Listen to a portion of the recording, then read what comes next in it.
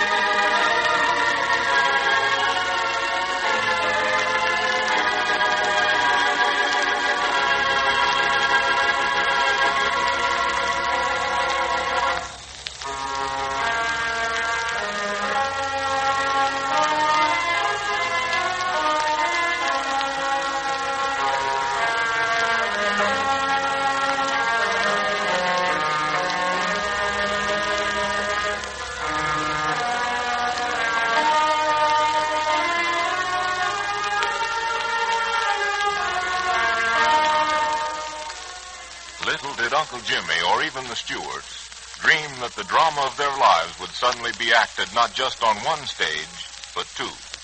For while Bobby and Uncle Jimmy were sitting in J.D. Brenner's study, Rosalind began a fight that might cost her and her baby their lives. The sudden rise in blood pressure, which alarmed Dr. North, almost immediately eventuated a crisis, and Florence and Arnold received a call to get to the hospital just as quickly as they could. Arnold, I think I'm going to faint. Dear Florrie, please, dear, now. Mrs. Stewart, you've just got to see Rosalind through this. Mommy, is Sister Rosalind dying? Now, Dorothy, don't get any wild ideas in your head like that. Gosh, why don't they get a lot of doctors if Sister Rosalind is that sick? Dorothy, why don't you and Johnny go over to the Prentices? I'll call and have Mrs. Prentice come and get you both. We can stay with Mrs. Jetson, can't we? Oh, Mrs. Jetson is coming with us to the hospital. I'm all right now. I promise not to go to pieces again. For just a moment, I guess I got weak in the knees. Mrs. Jetson, watch out for Florence, will you? Yes. I'll bring the car around to the front of the house, dear. Florrie, you phone Mrs. Prentice, will you? All right, dear. Come, children. Let us go into the living room. All right, Mrs. Jetson. Mrs. Stewart, you won't be too long. I just can't wait for the minute until I talk to the doctor about Rosalind. I won't be but a minute.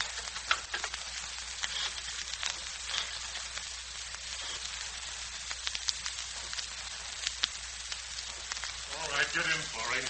You sit in the front with us, Mrs. Jetson. Yes, Mrs. Stewart. Now, remember, children, if we must stay all night at the hospital, I've made arrangements for you to be with Mrs. Prentice. All right, Mommy. Okay. And if Brother Bobby or Uncle Jimmy phone in while you're home, tell them we're at the hospital to reach us there. I've left a note for them, too. I'll take care of everything, Mommy. Goodbye. Tell Sister Rosalind I love her. Don't cry, Dot. Everything's going to be all right. Gee, even old J.D. might turn out to be a swell guy and not send Brother Bobby to prison. We'd better go in the house. Mom would be terribly mad if she knew we were crying and the neighbors found out.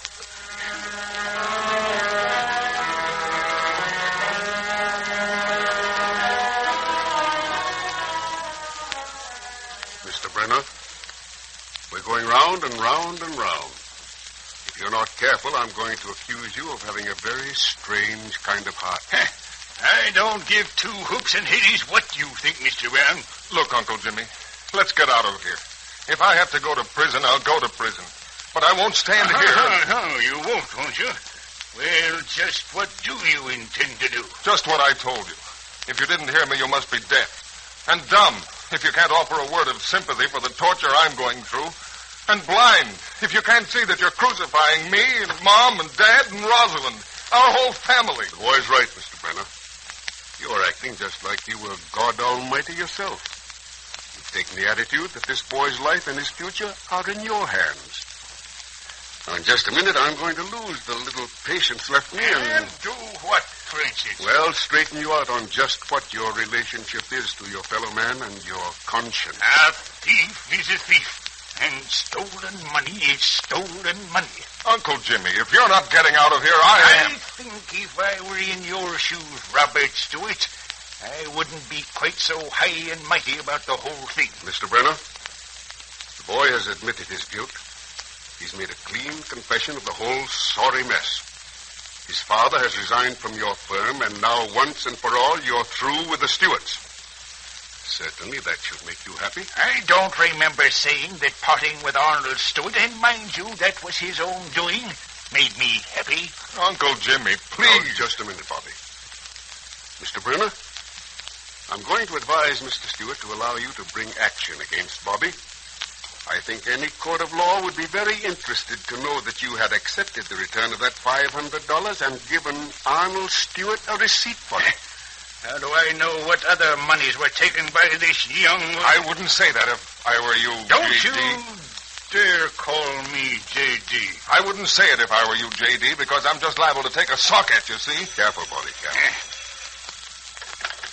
Hello? Who? Now, look here, Arnold Stewart, if you think for a minute that you... Huh? What? Oh. Is that Dad? Here, give me that phone. Now, just a minute, Bobby. Give me that phone, do you hear? Mr. Brenner. Now, look here, boy, sit down. No, Arnold, no. I'm just trying to get the boy to sit down. Give me that phone! I'll tell him. He'll call you back in a minute. Mr. Brenner. Good night. What did Mr. Stewart say? Now, lad, just sit down. Here now, be a good boy. Did Dad tell you that? Your father told me that the high blood pressure induced a spasm. The baby had to come into the world very quickly, and...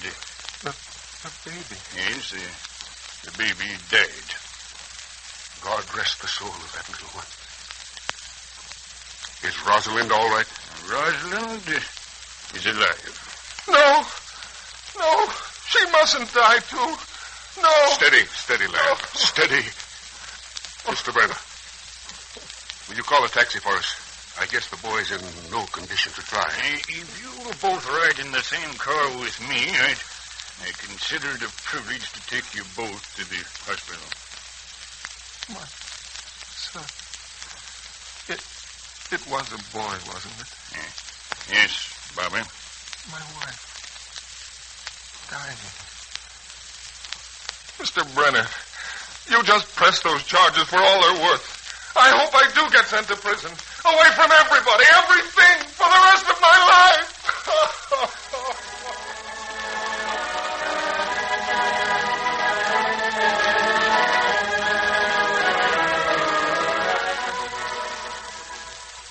Lawrence, where's Dr. North? He and the specialist are in there with Rosalind. It all happened too quickly, Uncle Jimmy. She had a convulsion due to the high blood pressure, and then, well, in less than 2 hours, our little girl lost her baby. And right now is fighting for her life. Arnold, don't please, dear. We'll see it through together, no matter what happens. There's the doctor and Bobby coming out of the room. Dr. North, how is she now? I'm afraid she's growing progressively worse. Oh, Mom. Mom, just look what I've done to all of us. Bobby, Rosalind must live. The poor little girl has gone through so much. If she pulls out of this, it will just be nothing short of a miracle. As you know, Dr. North, we're not wealthy, but everything we've got and all I can borrow. If you need more consultations or nurses... And Uncle Jimmy's not just a stranger either, Doctor. The next 24 hours will tell the story. She's got youth in her favor, the will to live. You know something about that, Bobby? Yes, but I didn't need it. Or rather, shouldn't have had it. It's neither here nor there. What we are, we are. And the forces within us are indeed gifts from nature. A great healer. Oh, Mrs. Judson. Is she strong enough to speak now? She opened her eyes. It was just as though she was looking through a mist. She tried to smile. That made me think she knew me. I could have imagined it. I think she knew you, Mrs. Judson. You've been so close to her. Dr. North. Dr. North, quick. Be right there. I'm going with you. Now, you stay right where you are. Everybody in that sick room must do something to help the patient. Come over here to Mother, son. Let's all sit down. Yes. Standing here just hoping or walking up and down isn't going to help Rosalind. I wonder what is going to help Rosalind. Certainly not the memory she must have of me. What has she got to live for? Bobby, you can give her a lot to live for. You can cherish and care for her. Give your love to her, and her alone. Rosalind's husband can do very little if he has to go to prison.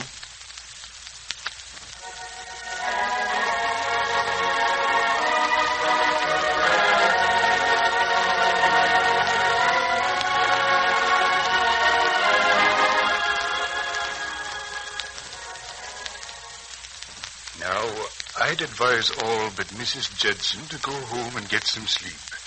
When Rosalind regains consciousness, I think she'd like to see Mrs. Judson right there, holding her hand. If you could just assure us that there's even a grain of hope. Florence, all a doctor can truthfully say is that where there is life, there's hope. Laurie, I think we should all follow the doctor's suggestion.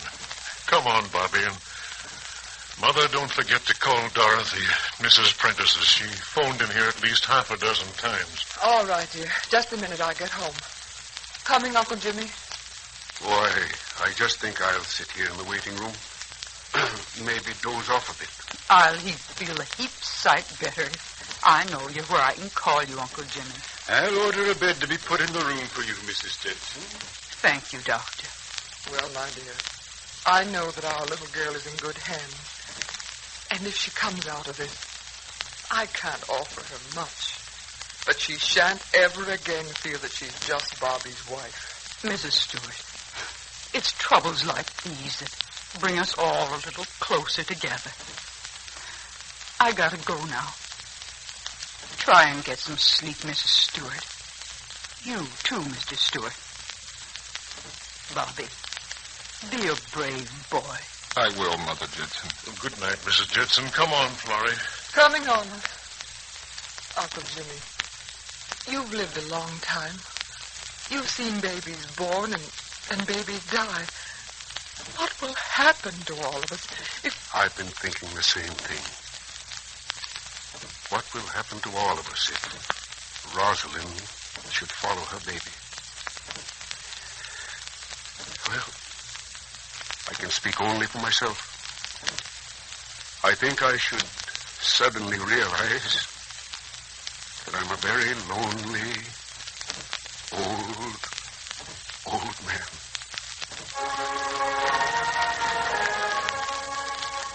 Each of the Stewarts and Uncle Jimmy, too, feel that they are indeed at the crossroads of existence as a family. And what a catastrophe if Rosalind should die and Bobby be sent to prison.